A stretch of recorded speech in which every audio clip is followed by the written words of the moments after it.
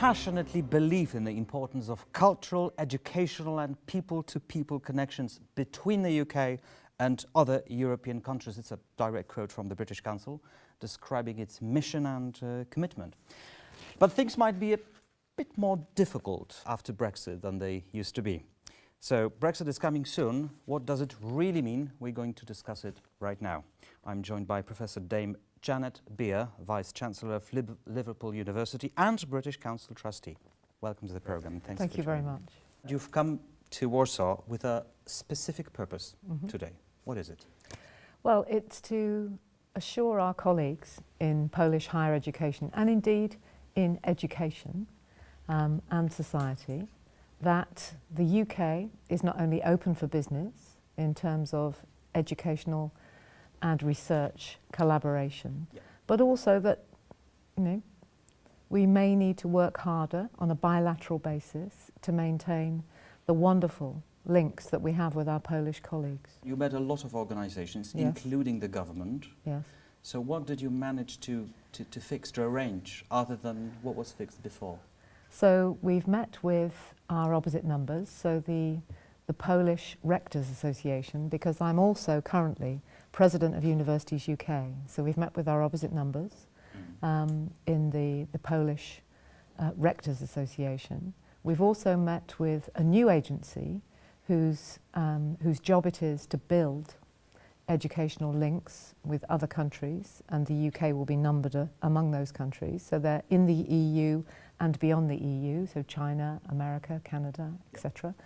And the UK will hope to feature significantly in that range of partnerships.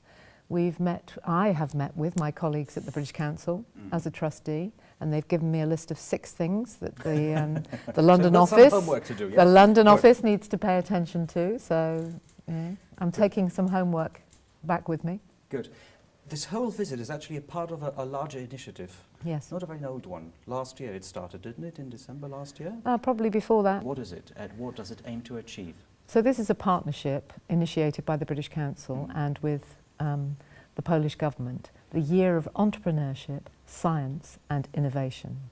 Now this will pick up high-level relationships in terms of research, but it will also give space for the young people who are going to be the entrepreneurs of the future to gain access to the kinds of information that they need in order to develop the careers of the future. Do you believe it, that you're going to go through this Brexit process without much damage to the British education system and the cooperation between Britain and the rest of Europe?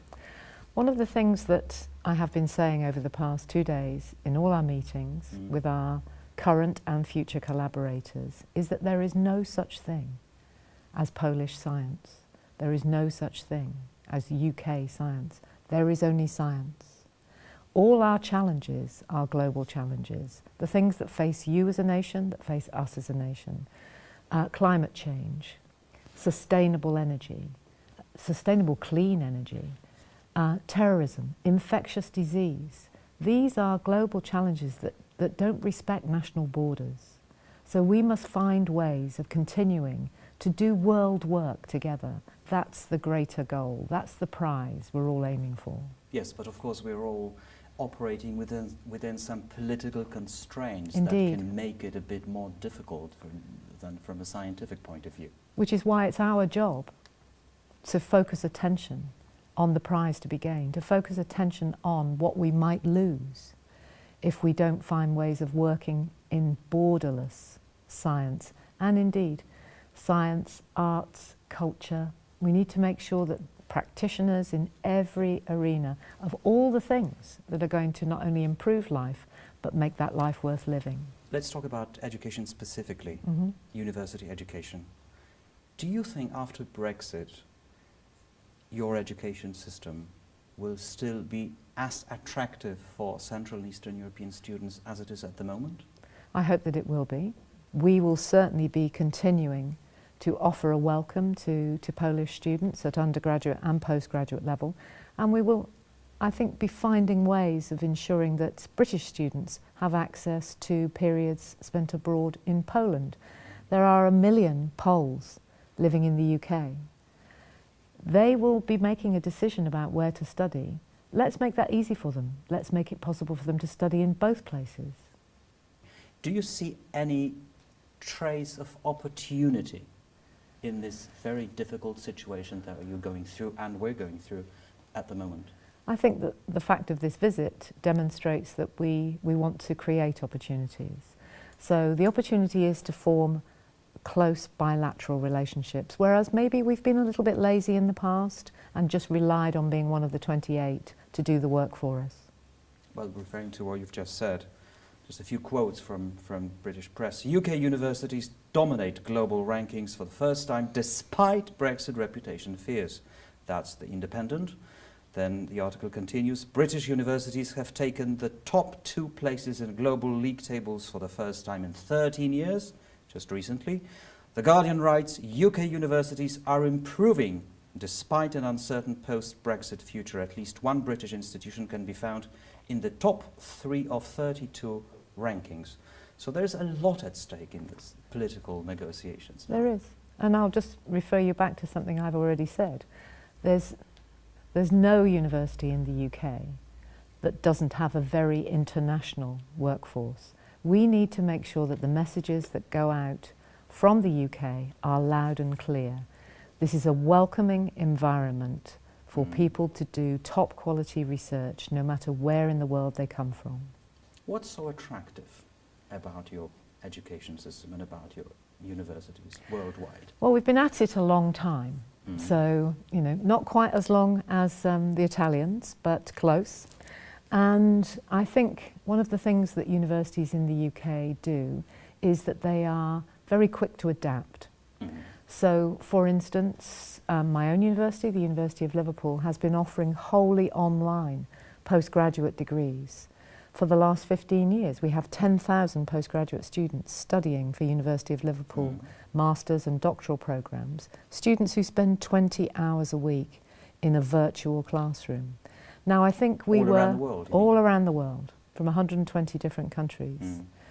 I think that we were very early to see the potential of online learning. We were very early to see that we should be making a University of Liverpool high quality education available to people who didn't want to disrupt their lives. They didn't want to give up their jobs. They didn't want to make their families move. Of course, we're open for business, for face-to-face, you know, teaching and research.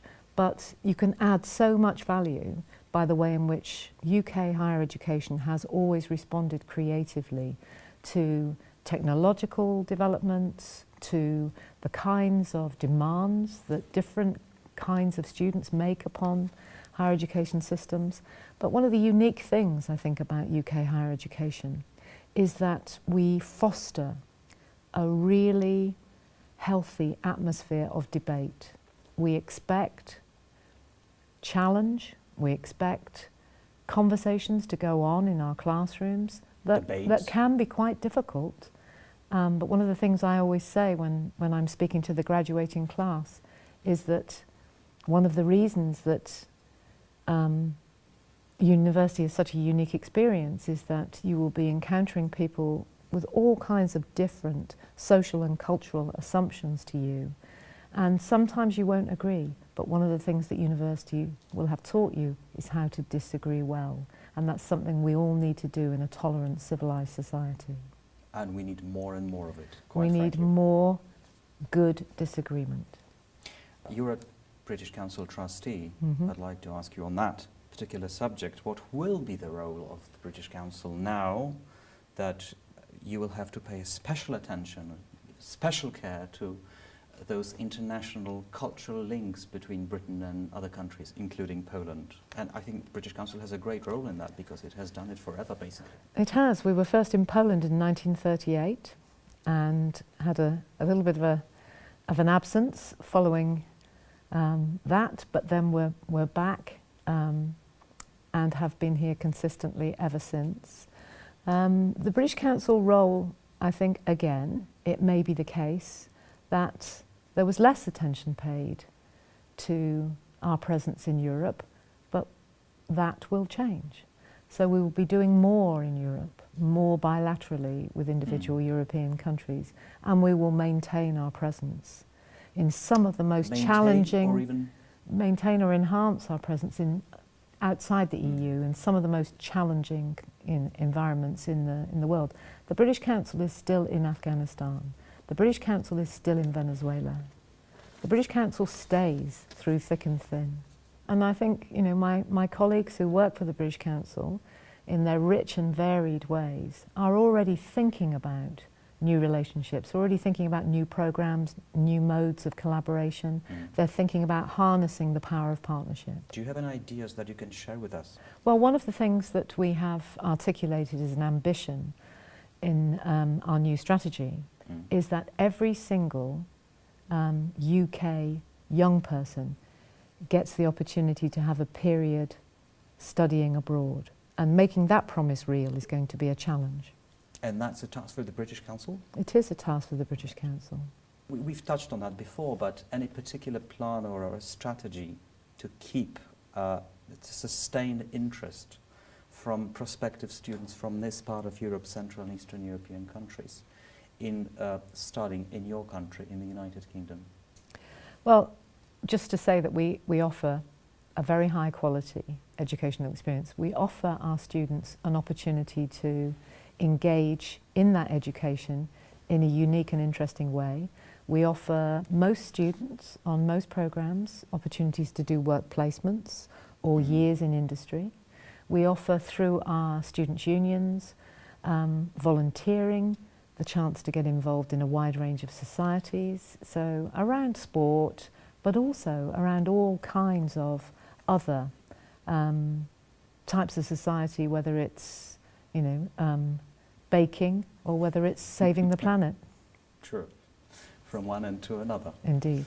Right. You're a Vice-Chancellor of University of Liverpool, so you probably realise, I'm sure you realise, how important it is to carry on these education activities in the international environment. Yes. And this is a great characteristic of every British university. How important is it? Research-intensive universities and others, for instance those who primarily teach the creative arts, are by their very being international. International students are hugely important as citizens in our universities. They add value to our local communities, from the very northern tip of Scotland to the very western tip of Cornwall. They are welcome on our campuses and they add huge value to the educational experience for our home students. That crafted classroom is very important to us. So international students are welcome. International colleagues are a very important part of the universities that we are, but our international presence is also hugely important.